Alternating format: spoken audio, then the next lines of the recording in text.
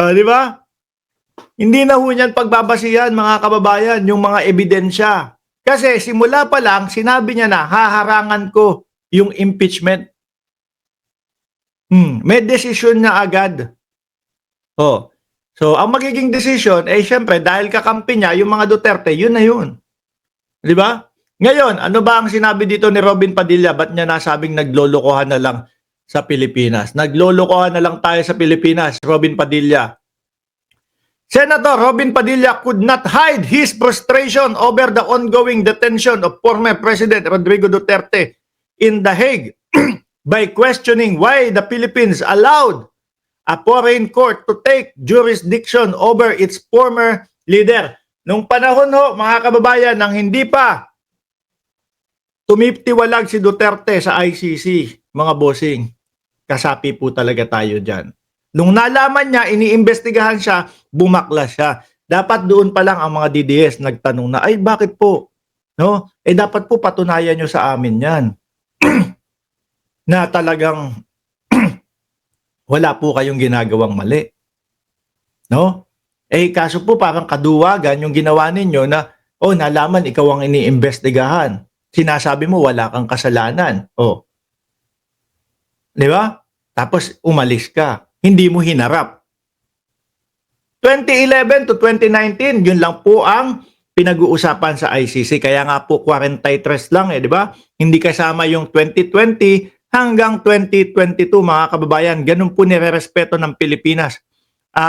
Ganun po nirerespeto ng ICC ang Pilipinas, mga bossing. Ano ho? Nung panahon na yon, 2017, sino ba naman ang maglalakas ng loob na magreklamo laban sa dating Pangulong Duterte? Ayan niya, iniimbestigahan ng ICC. Ano ginawa? Bumaklas. Paano pa kaya yung maliliit nating mga kababayan? Kaya, ang ginawa nila, rumekta sila sa International Criminal Court.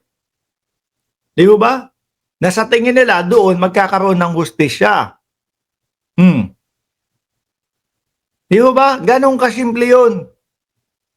Ganong kasimple yun, mga kababayan. Sa pagkaka-aresto naman, hindi naman rumekta ang ICC sa Pilipinas na, Bongbong Marcos, kailangan namin si Duterte. Dalin mo dito sa amin, ibigay mo sa amin si Duterte. Hindi naman ganun ang nangyari. No? Panay lang ho sila haka-haka na, si Bongbong Marcos ang nasa likod niyan, yung Pangulo ng Pilipinas. Panay haka-haka lang ho yun, mga kababayan. Ang nangyari, tunay na nangyari, yung ICC humingi ng tulong sa Interpol. Si Interpol naman nag-react. Sa Interpol, walang kawala. Bakit to? Ginagalang natin yan Nirerespeto natin yan Kung paano po nirespeto ng Interpol yung mga hiling at utos ng Pilipinas na pakiano naman si Tebes. Si Gua Haping, lumabas ng Pilipinas, tumakas, pakiaresto naman din. Tapos, eto na. Interpol nakikiusap sa Pilipinas na si dating Pangulong Duterte aarestuhin. Yung hindi. Bawal. No? Hindi pwede. Hindi naman ho pwedeng ganun, mga kababayan. Diba? So, walang pambabastos na nangyari, mga bossing. Sabi ni Binoy, hindi ako nakakatulog. Ilang araw akong nababangungot kasi, naku po, iinom kayo ng malamig na tubig bago matulog para maiwasan po kung sakali yung bangungot na yan. Ilang araw akong nababangungot kasi sana paggising ko nasa Pilipinas na ako. Parang hindi ito hindi umuwi lang. Parang hindi ito totoo. Uwi lang. Padilla lamented in an exclusive interview with attorney Karen Jimeno in The Hague, which aired in Bilyonaryo News. Padilla also claimed that many Filipino, especially those living abroad, believe Duterte should be tried in the Philippines, not in the ICC. Binigyan kayo ng pagkakataon, dumalo sa mga kongreso, sa Senado. Ano ginagawa nyo? Ini-snub ninyo. Tapos ngayon, huli na ang lahat.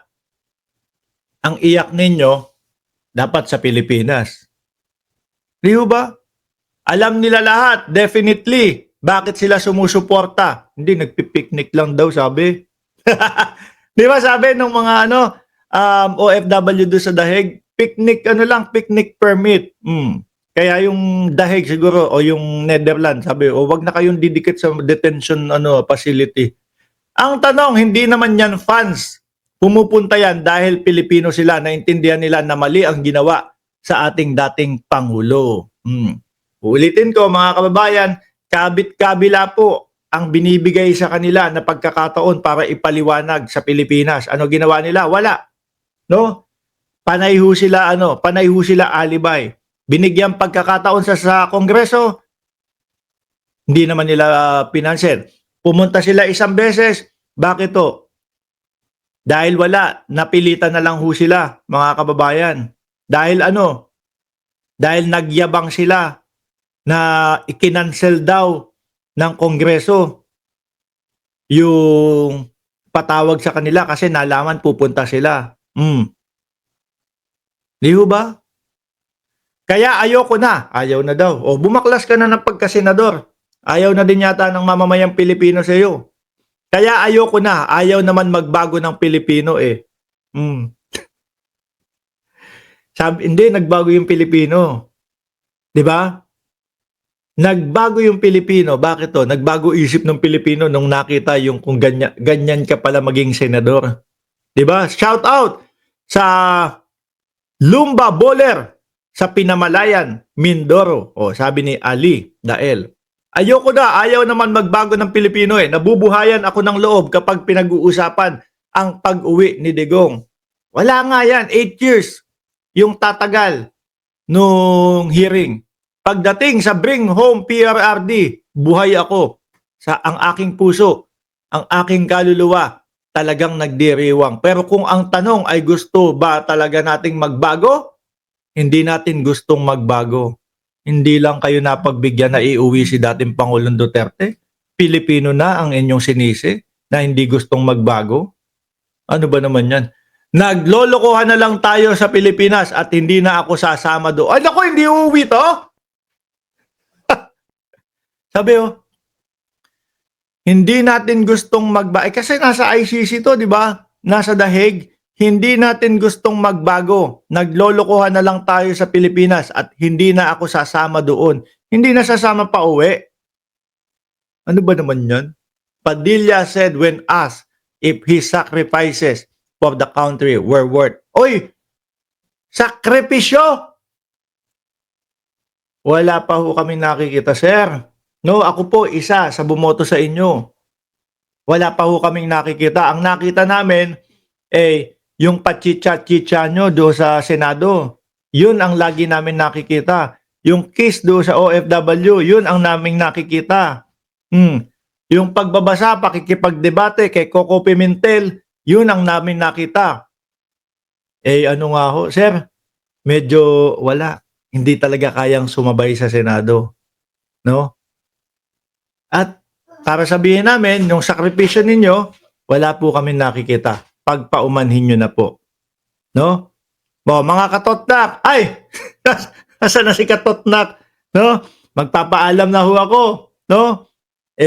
Tignan, makapanood nga ulit ng vlog ni Katotnak. No? Baka may sinasabi na naman bago yan. Magpapaalam na ho ako. Maraming salamat and God bless po sa ating